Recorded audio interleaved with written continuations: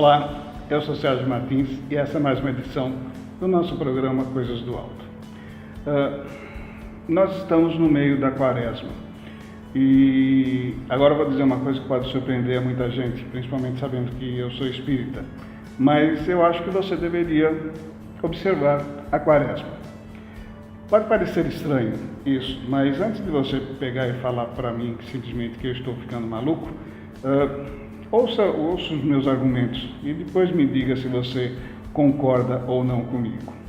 Primeiro vamos entender o que é a Quaresma. A Quaresma é um período de 40 dias que antecede a Páscoa, a grande festa da Páscoa. Os católicos costumam chamar isso de festa dos cristãos e uma observância dos cristãos, mas na verdade existem vários cristãos, como os pentecostais ou mesmo como os espíritas, que não seguem essa tradição e não seguem essa liturgia. É uma liturgia praticada especificamente por católicos e por algumas denominações protestantes. E em que consiste isso? Eu vou ler para vocês. Os serviços religiosos deste tempo visam a preparação da comunidade de fiéis para a celebração da festa da Páscoa, que comemora a ressurreição de Cristo. Essa preparação, e isso é importante agora, essa preparação é feita através de jejum, abstinência da carne e mortificações. Esse é um trecho que eu peguei aleatoriamente na internet. Quando nós pensamos no antigamente, quando eu era garoto, essa coisa do jejum, ela era assim, seguida bem fielmente. Às sextas-feiras, durante o período da Páscoa, as pessoas ficavam realmente sem se alimentar, se abstinham, né, do consumo de alimentos. Evidentemente, numa situação assim que é bem próxima da gente, com o tempo nós fomos flexibilizando essa situação. Então, ao invés da gente não se alimentar, nós começamos a deixar de comer carne vermelha às sextas-feiras. E com o passar do tempo, as pessoas que não gostam muito de abrir mão dos seus hábitos, começaram a ir um pouquinho além, quer dizer, então continuam comendo até mesmo carne vermelha, mas abrem mão do consumo de alguma coisa que lhe dê prazer. Tem muita gente hoje em dia que passa ou alguns dias ou durante o período inteiro da Páscoa sem comer chocolate. Só que a gente sabe como é que a gente é, não é verdade? Nós sabemos a nossa capacidade de adaptar as coisas a nossa pouca boa vontade. Então, hoje, que nós estamos no meio da Páscoa, com certeza muita gente que começou lá atrás sem comer chocolate, hoje em dia já largou para lá e vai deixar o sacrifício para o ano que vem. E essa é uma crítica que principalmente os pentecostais fazem, que eles consideram que na Bíblia não existe nada que fale a respeito dessa necessidade, dessa abstinência, e muita gente considera isso daí alguma coisa meramente exterior. Eu, pessoalmente, também vou mais ou menos por esse caminho. Essa mortificação, essa privação de comer alguma coisa que dá prazer, ou esse sacrifício, né, vamos falar em sacrifício, é um pouco de atavismo religioso. É um pouco daquela situação de bem antigamente, né, na idade muito, muito antiga, quando a gente jogava as virgens na beira de um vulcão. É mais ou menos a mesma coisa. É o sacrifício em nome de Deus. Até que ponto isso é válido? Eu não sei, eu não acredito muito num Deus que exija que eu me sacrifique pessoalmente ou me sacrifique fisicamente, porque eu não vejo onde que nem eu nem ele possamos ter alguma vantagem nisso. E por conta disso eu nunca considerei levar muito a sério essa questão do sacrifício durante o período da Quaresma. Mas, por mais curioso que possa parecer, um padre católico esse ano me mostrou uma outra dimensão da quaresma, e é aí que eu passei a ser um defensor da prática, da observância da quaresma. Esse padre é o padre Fábio de Mello, muito conhecido na internet, muito conhecido de forma geral, não só pelos católicos, mas pelas pessoas que gostam de ouvir uma palavra, gostam de ouvir uma boa música, enfim. E ele disse, novamente eu vou ler, ele publicou um post no seu Twitter dizendo o seguinte: a proposta cristã para a quaresma vale inclusive para os ateus. Fortalecer a vontade por meio de renúncias positivas torna-nos muito mais resilientes. O que isso quer dizer? Ele abre a ideia de simplesmente um sacrifício físico, simplesmente um sacrifício material, para alguma coisa de fortalecimento moral. E é aí que eu acho que tem um negocinho interessante para a gente pensar.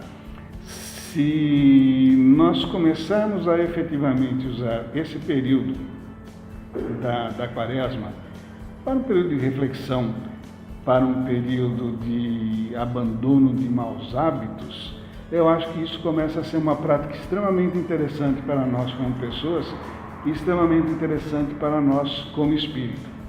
Então, vamos fazer o jejum? Vamos fazer o jejum. Mas não aquele jejum da coisa que a gente gosta, não aquele jejum que a gente pega hoje e abandona amanhã. Vamos fazer um jejum de hábitos que a gente cultiva há muito tempo. Vamos fazer um jejum de coisas equivocadas, de decisões equivocadas que nós tomamos e nós nos comprometemos há muito tempo. Eu vou dar alguns exemplos. Nós podemos começar a fazer o jejum na quaresma, o jejum da maledicência. Então nós vamos passar 40 dias sem falar mal de absolutamente ninguém. E é ninguém mesmo. No caso do falar mal, nós não vamos poder falar mal nem do político e muito menos do teu cunhado. É não falar mal. Vamos passar 40 dias sem fazer qualquer tipo de maledicência em qualquer situação. Difícil, né? Esse é um sacrifício daqueles. Tem mais. Você pode fazer um jejum de paciência no trânsito. Você vai assumir o compromisso de que nos 40 dias da quaresma você vai ser paciente, você não vai se irritar, você não vai xingar ninguém, você não vai mostrar o dedo do meio para aquele que pegou e te deu uma fechada, enfim, você vai praticar a paciência no trânsito. Você já resolveu essa questão? Tem mais, alguma você vai se encaixar. Você pode, por exemplo, passar 40 dias fazendo o jejum da tolerância. Você vai ficar 40 dias sendo absolutamente tolerante com todas as pessoas e em qualquer situação. Por 40 dias você vai aceitar o equívoco alheio, você vai compreender as falhas das pessoas que estão do teu lado, você vai perdoar incondicionalmente, você não vai exigir nada em troca. Complicado também, né? E esse é um excelente jejum a ser feito. Tem mais, você pode fazer o jejum do egoísmo. Você vai passar 40 dias sendo absolutamente generoso. Generoso não só no aspecto material, mas principalmente no aspecto moral. Você vai ser generoso com as pessoas que estão à tua volta, você vai ter só boas palavras para essas pessoas, você vai se dedicar ao teu próximo em todas as situações, desde aquelas pequenininhas até as mais sérias, você vai se dedicar de coração às pessoas. Veja, tem uma série de jejuns que a gente pode fazer durante esse período da quaresma. E aí você pode argumentar, mas na verdade essa é uma situação que isso é algo que você deveria fazer o ano todo e não simplesmente no período da quaresma. Mas existe uma teoria que diz que se você repetir alguma coisa durante uma semana, você adquire esse hábito. Esse hábito começa a fazer parte de você. Então, se você assumir o compromisso durante 40 dias de fazer algumas dessas coisas que que eu te falei, e aí você pode escolher, você pode olhar para si mesmo, você pode tentar perceber alguma dificuldade moral que você ainda tem e você assumir o compromisso de fazer o jejum em relação a esse problema moral que você tem. Se você começar a fazer isso durante a quaresma, é bem possível, é bem provável que você adquira esse hábito. E veja, aí você vai estar agradando a Deus, porque você está se transformando numa pessoa melhor. Como eu disse no início, eu não acredito num Deus que exija que eu me sacrifique pessoalmente ou me sacrifique fisicamente. Eu acredito sim num Deus que espera que eu me sacrifique para me tornar uma pessoa melhor, porque é essa efetivamente a nossa tarefa nesse mundo. Esse que deveria ser o nosso grande compromisso.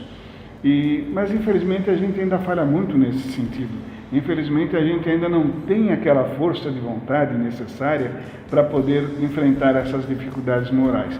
Então, de repente, um período como a quaresma nos lembra de assumirmos esse compromisso e vai facilitar, se a gente tiver isso em mente, vai facilitar que a gente comece a ter essa atitude, ainda que só por 40 dias.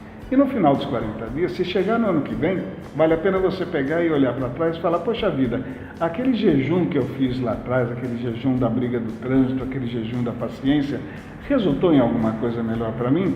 Se resultou, ótimo, vamos fazer um outro jejum. Se não resultou, vamos tentar fazê-lo novamente, até que a gente consiga superar essas dificuldades. Porque eu volto a dizer, esse tem que ser o nosso compromisso, esse tem que ser a nossa grande tarefa nesse mundo. Todos nós viemos para cá com algumas obrigações e algumas necessidades. Mas acima de todas essas pequenas necessidades que nós temos, necessidades de resgate, necessidades de reconciliação, nós temos um grande compromisso em nos transformarmos em pessoas melhores. Nós ainda estamos num estágio evolutivo em que os nossos defeitos são muito maiores que nossas qualidades. Se você já superou essa dificuldade, se você já não está do outro lado da balança, ótimo, parabéns. Pessoas como eu ainda não têm essa felicidade. Então, se nós reconhecermos que nós enfrentamos essas dificuldades, que nós ainda temos muito mais a corrigir do que a nos vangloriar, a gente tem que aproveitar toda e qualquer oportunidade para tentar melhorar, para tentar dar uma boa ajeitadinha. Nesse sentido, a quaresma é uma oportunidade de reflexão, é uma oportunidade de transformação e existe algo de muito simbólico, porque a quaresma termina exatamente na Páscoa. A Páscoa é a grande festa da ressurreição. Aqueles que acreditam em reencarnação não veem muito essa questão da ressurreição. Mas vamos falar de uma maneira metafórica. É o renascimento. E você pode renascer como um homem novo. Você pode renascer como uma pessoa que superou alguma dificuldade meio séria que você tinha. Olha que beleza.